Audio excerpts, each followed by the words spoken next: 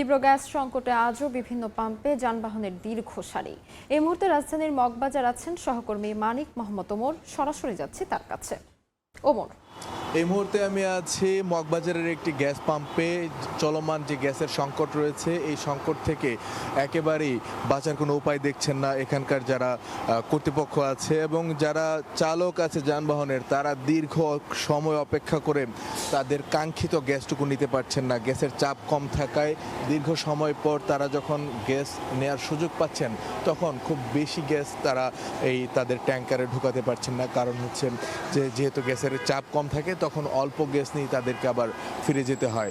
সেজন্য এই যে সংকট, এই সংকটের কারণে তারা আমাদেরকে যেটা জানিয়েছেন, বিশেষ করে সিএনজি চালিত অটোরিকশার যারা চালক আছেন, তারা আমাদেরকে যেটা জানিয়েছেন যে তাদের ইনকাম একেবারেই কমে গেছে এবং তাদের যে গ্যাস নেয়ার যে সময়টা, একটা দীর্ঘ সময় লাগছে। কেউ কেউ 4-5 ঘন্টা ধরে অপেক্ষা করে সেই গ্যাসটুকু নেওয়ার চেষ্টা করেন।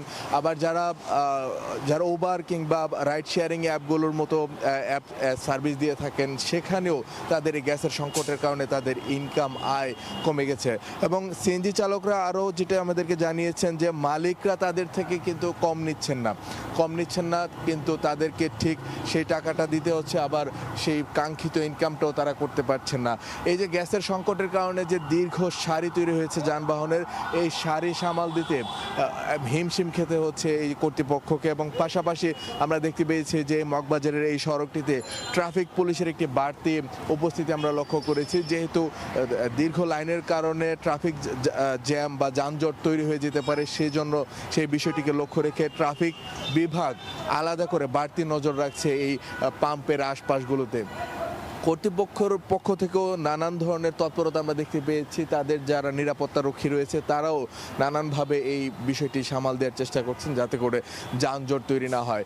গ্যাসের চাপ কম থাকার কারণে যে চলমান সংকট, সেটি বাসাবাড়ির পাশাপাশি আমরা দেখতে পেয়েছি যে এই যানবাহনের যে পরিবহনের ব্যবস্থা, এই ব্যবস্থার উপর মারাত্মক চাপ তৈরি করেছে। মগবাজার থেকে এই ছিল আমার কাছে সবশেষ। মগবাজার থেকে সরাসরি যুক্ত ছিলাম।